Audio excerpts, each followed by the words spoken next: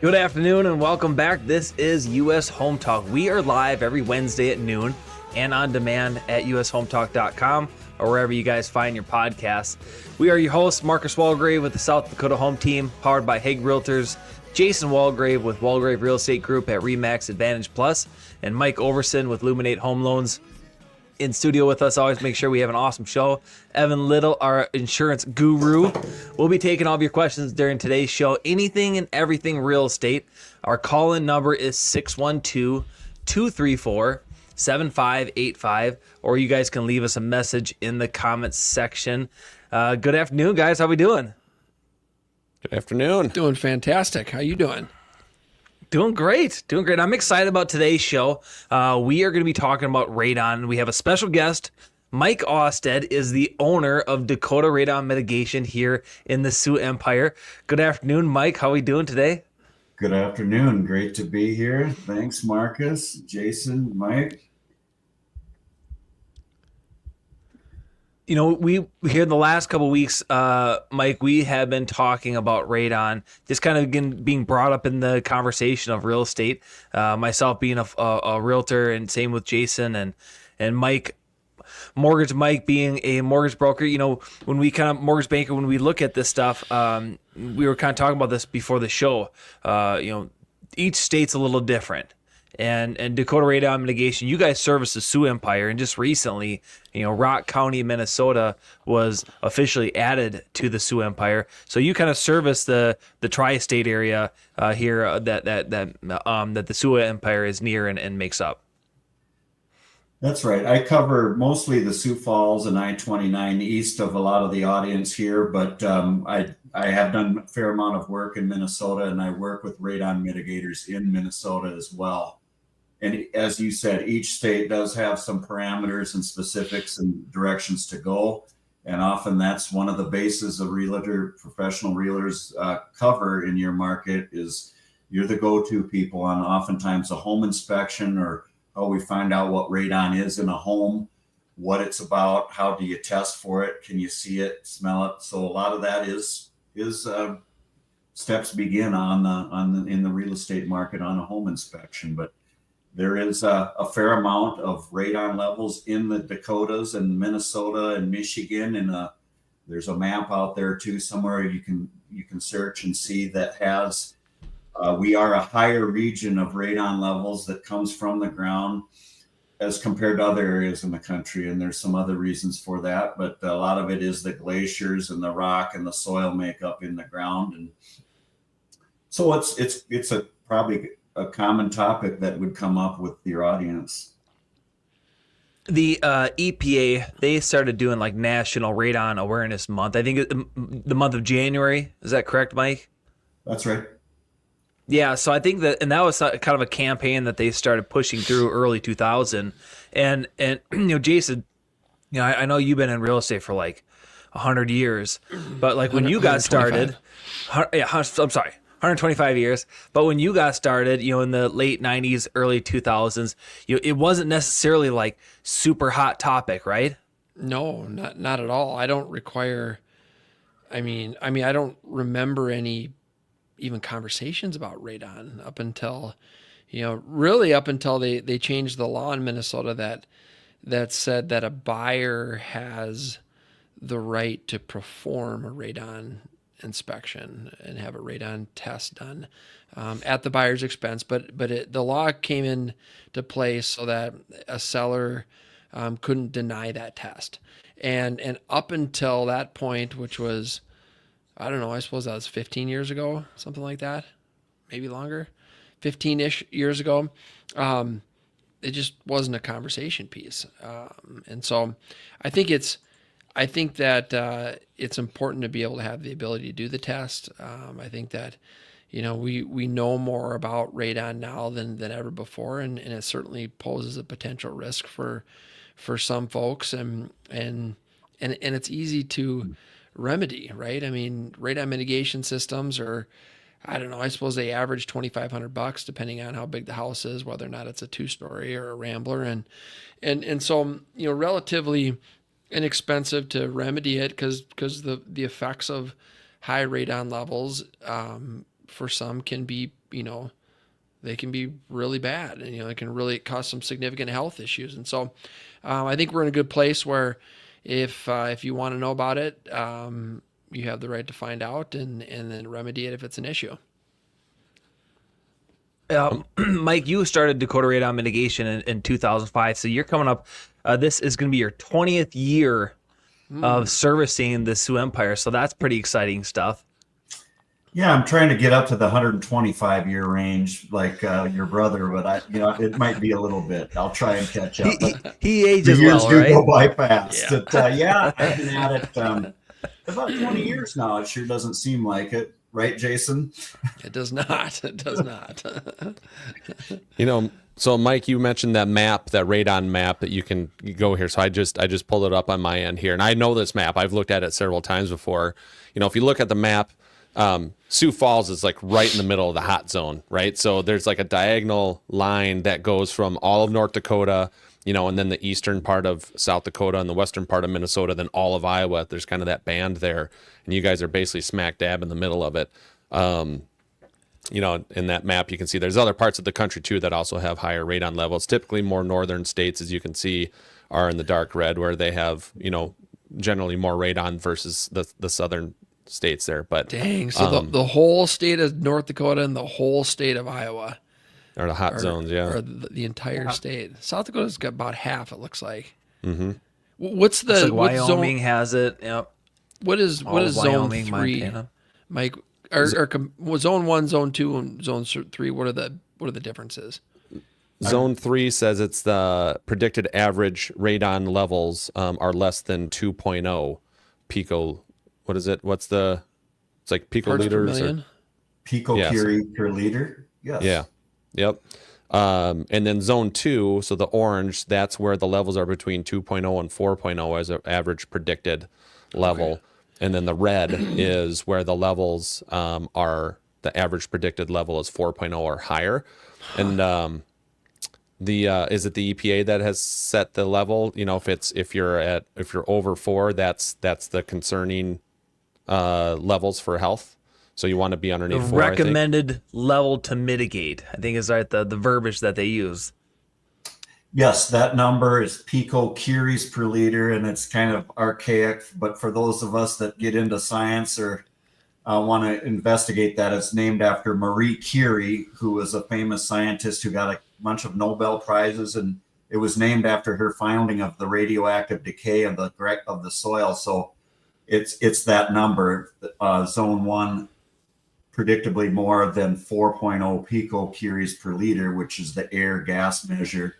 And it is a county by county analysis map. And as you said, Iowa and the eastern side of the Dakotas more so, largely from the Missouri River.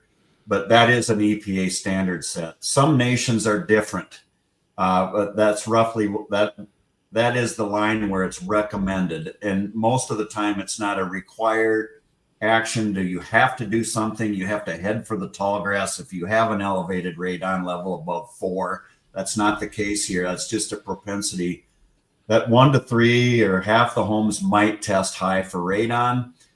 That's not the end of the world. It can be corrected. Elevated long-term radon levels can be a lung cancer issue. So it can be tested for, and I know you mentioned that a little bit, Jason, about Minnesota has improved the ability of buyers to test for radon, which involves an air test for a couple of days in a house. And that's what you can go by. That number, picocuries per liter for air gas measurement, again, 4 is that action level recommendation that you mentioned, Marcus. That number could go into infinity.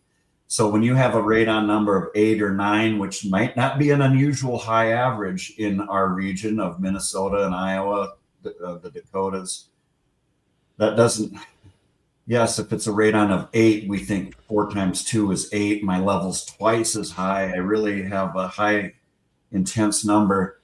Well, that number is linear. It will go into the hundreds and thousands actually and more, but that doesn't necessarily mean it's a factor of double. We're really dangerous. That's actually not an uncommon number, and it can be corrected. It wouldn't want to discourage people from buying or selling a house with an elevated number above 4. So my own personal experience with radon was, so we had a brand new construction home built. We moved in April of 2016, had the passive radon system in it. I thought nothing of it. You know what I mean? I'm just like, it's new construction. We got a passive radon system. I'm sure we're fine. Well, nonetheless, I ended up getting a radon test done, and our levels were at 12 in our house, right? Even with a passive radon mitigation system is at 12.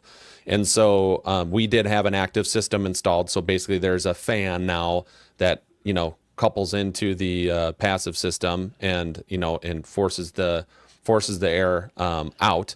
And then I got it retested after that. We guys want to guess where it went to after the retest? 0.5. 0.5 is what it went to. Really? So we were at 12. We were at 12, and the active system brought that all the way down to 0.5 on the test. That is predictably what you could get through mitigation when you said you active from a passive, which is just a vent pipe with natural aspiration, and the atmospheric pressure is a passive system, which in a lot of homes in Minnesota new construction, I think you said required as 10, 15 years ago. And then to activate it is when the mitigation system has a fan assist installed in line with that it's pulling airflow from the ground, pulling the radon up. So that's not an unattainable number. There's some radon always existent in the atmosphere. So it's mitigation. You don't get it down to 0, but anything below 4 is your target level, and 0.5 are really good numbers. Yeah, that's really, really good number. Yeah, I was like, whoa. Mike, here's a question for you. Have you ever, do you do installation? Do you do mitigation? The wheelhouse of my work is mitigation, installation in homes, and responding to homes that have been tested. So yes, that's. So have you ever installed mitigation and the results were still higher than 4.0? It is important to retest afterwards. And yes, sometimes you have to go back. Sometimes you have to recheck. Sometimes there might be leaks or joints in the soil or in the ground, or you have to add to the system or use a different type of vacuum assist fan. Sure. Or do different things. So yes, generally on a mitigation system, you want to find an installation that would offer a guarantee and retesting. And sometimes if it does retest high, you go back. Okay, you got to add a larger fan, or you got to make sure things are sealed up, or maybe if something from the ground is clogged, we can go into the weeds a little bit more if you want there, but there's certain airflow things or things with the house that might need some additional work. Has there ever been a situation where you couldn't get it below 4.0? There has, and that's when we go back where there was foundation issue and an unattainable crawl space, where we would try to alert and say, hey, we don't know if we can get this to below 4. We're going to wait. Sometimes the mitigator will be able to tell you we could probably reduce it, but we might not be able to give you the guarantee of below 4 performance. On rare occasion, in that case, where maybe there's an inaccessible exposed ground crawl space, where maybe there's a new addition over a home that is built over exposed earth that is not livable, or you can't occupy or get to without doing a whole lot of work, like tearing up floors and putting up sealer and things like that. So there is occasions where a house might not be mitigatable unless you do some really extensive work. So is that ground that in your example, is that unsealed? So it's probably just raw ground. There's not poly over it, or what would the ground have to be like to affect the radon that much? Yes, you described maybe a crawl space that was built over an addition, has hardly any clearance, might not have had an adequate vapor barrier, like a polyplastic membrane for moisture and radon. Maybe one didn't exist, or maybe at the time it was a non-issue. Sure. Or you have ventilation going in there, ductwork that has forced air that's creating a pull and pulling radon from the ground. Another thing is maybe in your rural areas, you might have a well or a cistern that was vacated, or it's got a big conduit of channeled of a pipe conduit that was not covered, and it's just a perfect vein to the ground that you have to really get down there and block out. And What about like a geothermal heating and cooling system? Would that likely have more radon potential because it's, you're running those, they're either going vertical or horizontal, similar to your well example. But would that, I'm asking because I'm thinking about our folks. They've got a geothermal heating and cooling system, works great, and the addition crawl space in the They addition. got Yeah, the double, exactly. they got the double whammy. So I'm thinking, man, I don't think mom and dad have ever had the radon tested. But I think they did have a system installed. did they have a system installed? Well, there you Yeah, go. I think they did. Yep. Okay. Yep. you can often defeat gains. That's a good point. And geothermal in the last, usually they've got the lines coming up. They're pretty well sealed, or even if they might have PEX or copper lines coming up through a larger conduit that might have a gap. You can work with that generally. You can seal that up with an expansion foam or the type of backer material and seal the upper edges of that, and you're good. Okay. Generally, they come through the floor pretty well, and you know where they're at. And geothermal, maybe the last 25 years, so they probably got that covered. But you can probably isolate those gaps on a geothermal. Okay. But the crawl spaces are something you would want to contend with and make sure those things are covered too, independent of your geothermal or well. But if they're vacated, or if they're not sealed tight against the floor joint, you just work with that floor joint area. Or if it's needs more attention, then you got to go back to the drawing board. And So how deep do you have to go to? I mean, where's the radon coming from? Is it 2 feet deep?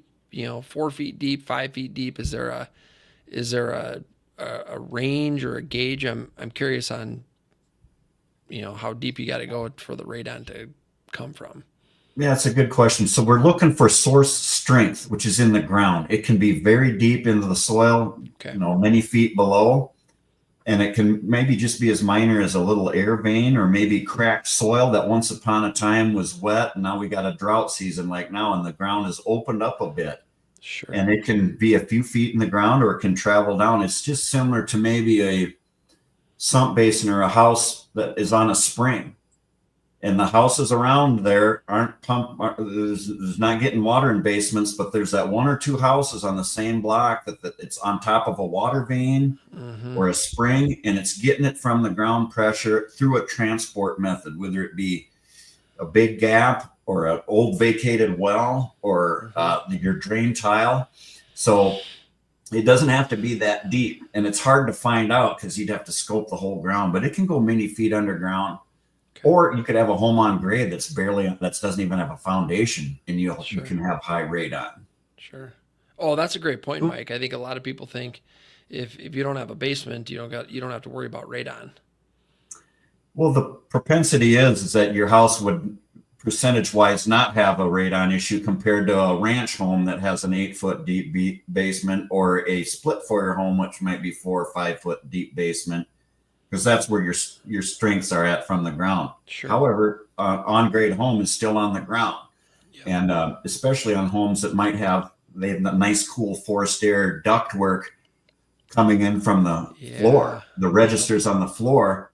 That's neat because you're pushing your heat and goes from low to high, but you're moving forced air through that ductwork. Those are channels for radon too. Sure. Often I've had some issues with homes. There's a lot, the trend is moving to on-grade living where you don't have basements. We're getting old. I get my 125 years of work in. I don't want to go downstairs. I want to move into a house that's on grade because I don't have to mess with it. But there's more on-grade homes out there, and some of them are still coming back elevated. And that's something that, Mike, we've seen in our market, right? I mean, prior to 2011, 2012, we just didn't really have an inventory, a standing inventory, a pre-existing inventory of slab-on grades. We really didn't have a consumer demand for it. But then since then, the city was telling the builders and developers, hey, we need multifamily type of structures. We need more townhouses. We need more twin homes. And then we were also getting this specific demographical group that was saying, hey, we want that zero grade home. We're snowbirds. We're empty nesters. We're only going to be here for the 5-6 months that are where the weather's beautiful. And then we're getting out of here. And also when we do go on our summer vacations elsewhere, we don't want to have to be thinking about our sump pump basin. And in code here in the Sioux Empire, new construction, drain tiles required, so you're going to have that sump pump basin already there, but not on slab on grades, not required there. So there's been this growing demand in our market for that slab on grade.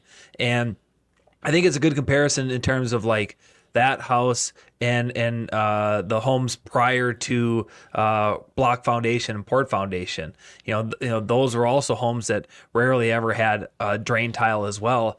And so the idea that the slab on grade, the foundation's still going into the ground. So as you said, Mike, it has that ability to create these veins to pull whatever gas is naturally underneath there. But you're working on a client of mine house this coming Monday, and it's a slab on grade. And it was interesting. I think that's why it's so important to reach out somebody who is super experienced, like Mike Austed over at Dakota Radon Mitigation, because this is a slab on grade. Radon came in high. I think it was right around 8. For a slab on grade, no drain tile, and Mike was at a trade show, and I said, hey, let's do a video call. I'll kind of walk through the house for you, and we'll kind of figure out, maybe create a game plan on what we can do for this slab on grade. And we're right now we're kind of talking about how these veins and cavities are ports for the gas to come into the house. But in this situation, a slab on grade, Mike, you were saying, hey, this is going to be great because this is where we can actually pull air out of. It's going to be able to pull out of those spots, and it's going to help get the gas out. So if you're working with a experienced radon mitigator like Mike, it's definitely going to help, and likely will keep the price down too. I mean, I've seen a company who doesn't really do radon mitigation as their specialty, and their bids are quite a bit higher coming in than when somebody reaches out to Dakota Radon Mitigation. Man, Marcus, if you wanted to keep that bid or pay more, I'd take it. I should just pass on the bid, and then you'll beat it by $1, like Price is Right or something.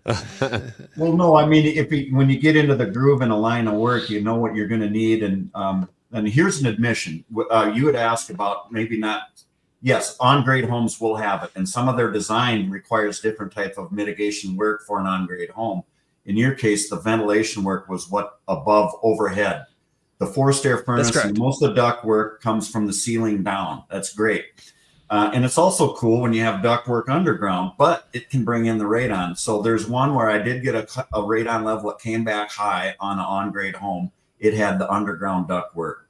My remedy, I'm forecasting, I'll go back, I'll put a larger fan on it, and we'll see if there's any cracks or seals. But sometimes you don't always get it on the first run, and sometimes the on-grade homes can be a challenge, but you can get them. And there's like a walkthrough conference or on-site bid, or through video conferencing like we had, Marcus, when I was out of town. Yep. You can figure out where we need to go and not need to go in an unfinished area to pull airflow from the ground in a utility room and get it up and above the roof and through the ceiling of your utility room. You can avoid the ventilation pipe and all the workings as much as you can.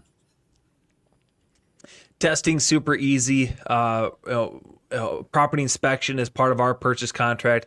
Radon is discussed on the purchase agreement on the Minnesota side as well. So between Jason and I and Mortgage Mike, I mean that's definitely where we're getting it in terms of enduring it throughout a transaction. But if you're somebody out there who's maybe been in their home for a while, or to the examples that Jason was giving, maybe a rural farmhouse that had an addition, it has a crawl space, utilizing the geothermal system, whatever the case might be, testing's super easy. You could reach out to a property inspector and have them come out there. They typically are going to have the high end monitor systems, electronic testing, give you an hour, a reading per hour over however many days that you want it out there. Those can be a little expensive, maybe right around $100 for just that test. But there's also cheap ones too, where you can go to the big box store and what I always kind of look at it as like the old shoe shining can. And that's what it looks like. It looks like a little puck, and directions are super easy. Mortgage Mike, do you remember how you tested your house since this was kind of past closing? Yeah, I just went on Amazon and bought one. I think it was a $15 kit. Little tray with some granules in it is what it looked like, and so the instructions are on there, right? You register it online, tells you, this is where you got to place it, this is how long you got to place it there for, and so I just opened it up, set it there, right?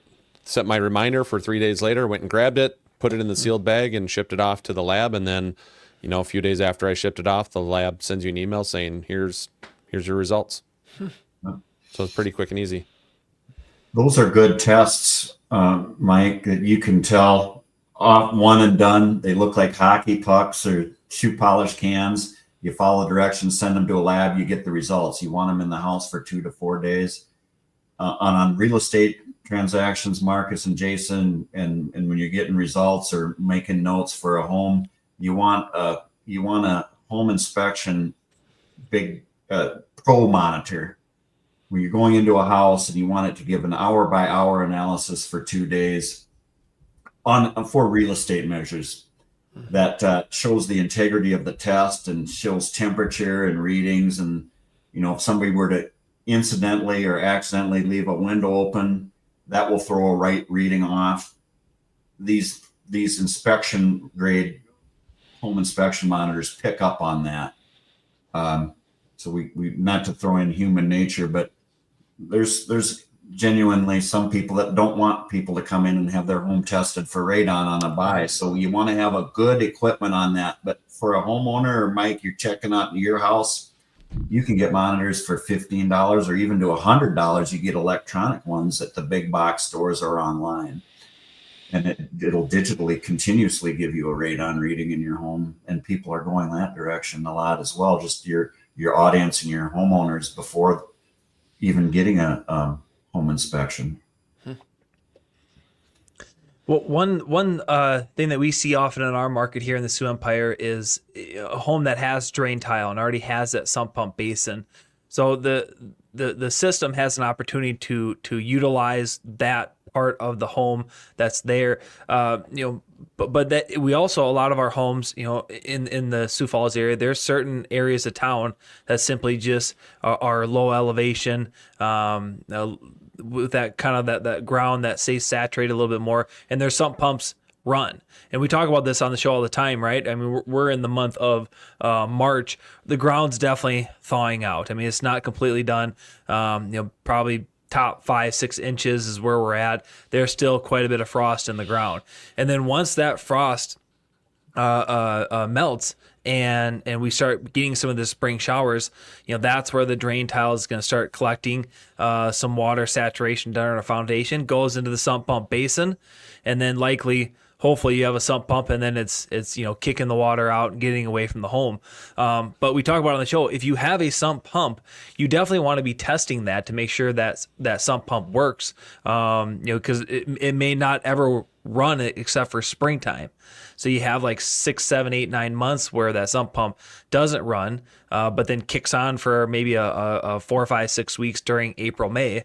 And that's where sometimes I'll come across a house where, they a radon mitigator used that sump pump basin to install their system, but then they didn't leave anything to allow the homeowner to get access to the sump pump, to test it. So I think that that's something too, to make sure that if you're a consumer out there and you're wanting to install a system, it's not just as simple as hey, get the radon out and that's it. I mean, if they're utilizing the sump up basin and closing that area, you're going to want to make sure that you have that in there. Also, I've kind of noticed, in my early days of my career, a lot of those radon system fans were in the mechanical room, and they kind of had a little bit of a hum to them. I mean, you could hear them maybe just outside the door a little bit, but when you start working with some more of the experienced mitigators like Mike Osted, now you're starting to see them being able to set the fan in the garage, or even maybe put the fan up in the attic, to where then you don't ever hear the fan, and those are really nice features. Yeah, when you're working with the radon mitigation, no matter how we slice and dice or do the install or the particulars, you do have to cover up those gaps. So if you're using the drain tile, the sump basin, that little 2-foot deep well in your house with a little mini manhole about 20 inches in diameter, you have to have that covered and sealed. And by the same token, you want it works integral with your existing sump pump operation. So you put the radon system on, you want it to be compatible and work with the sump pump, obviously, when that kicks in a couple months a year. And you want to make it homeowner and user friendly, not like the angry engineer who designs stuff that the mechanic can't work on. The homeowner needs to be able to check their sump pump in a way that they don't have to get a bunch of tools and wrenches and take off like a Mack truck hub of a radon cover to get to their sump pump. They get a port access or a grip plug, or like a glorified wine cork, if you will. You can break open that seal and you can reach down, you can see what's going on, you can still access your sump pump operation. And that's important on a system, whether it's Dakota Radon that does it. We do use a port access. You want to make sure, however you get your mitigation done, that you can service and access that, because sump pumps will fail. And this is the time of year, as you said, to check those, Yeah. Make it user friendly and reusable without having to buy parts and equipment. Mike, if somebody did have a radon system installed, I mean, is there kind of like a maintenance list that they should kind of keep in mind? Should they be checking to see if the fan still works after 2-3 years? Is there anything that they can do to ensure themselves that the system is still operating 2, 3, 4 years down the road? Sure, Marcus. What could go wrong? All right. Really, and that's the nice thing about mitigation systems, is that there's really a single moving part. The heart of the system is the only moving part of the system, which is the electric fan motor that continuously runs by electric power. And they generally, when you get a radon system, you want to get the warranty, which is a 5-year fan warranty. It's factory. Maybe there's service calls to update it. But there's visual indicators and things that are included on the system that you can look at, little U-shaped tubes or little eye visual indicators on the system that show the fans operating. That is, there's not filters to change or oil to add. It's essentially that fans that is, and if it does need, you remove, replace. And those are generally available within the trade. If you dig deep, you can find the parts. But other than that, making a tightly sealed assembly, which if there's an air leak or something, a few years, maybe some maintenance work or follow-up, but you generally would hear an air leak, or you would look at the visual gauge indicator to show that the fan is working or not working. And that's the heart of the system. That's about really all you need to look for. And just go around, make sure everything's sealed up well. If you guys have any additional questions about radon, obviously you guys can reach us at ushometalk.com. Send us an inquiry. Mike Osted over at Dakota Radon Mitigation, like I said, services the Sioux Falls, South Dakota area, the Sioux Empire, and a little bit outside of that as well. But if you're up in the Twin Cities area, obviously reach out to Jason or Mortgage Mike, and they're going to be able to point you in the direction for somebody up there.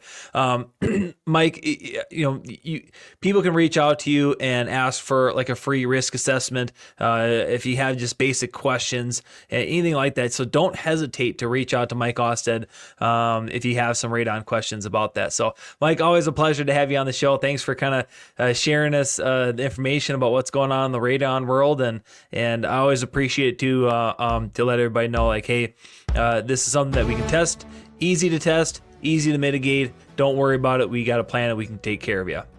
Thanks a lot, Marcus and Mike and Jason. It's great to be on again. It's been a little while, and I know radon is not the most salient topic. Try not to put you guys to sleep out there, but it's something we can attract. I love the service work and the calls involved with radon, and I know it's something you can address and correct. Absolutely. Well, as our show comes to an end, I want to thank everybody for your time, your viewing us and watching us live, and your support of US Home Talk. You guys can always find us on our website, ushometalk.com, or wherever you guys find your podcasts, and check out our past shows as well. This is Marcus Walgrave, Jason Walgrave, Mike Overson. We hope you guys have a blessed week.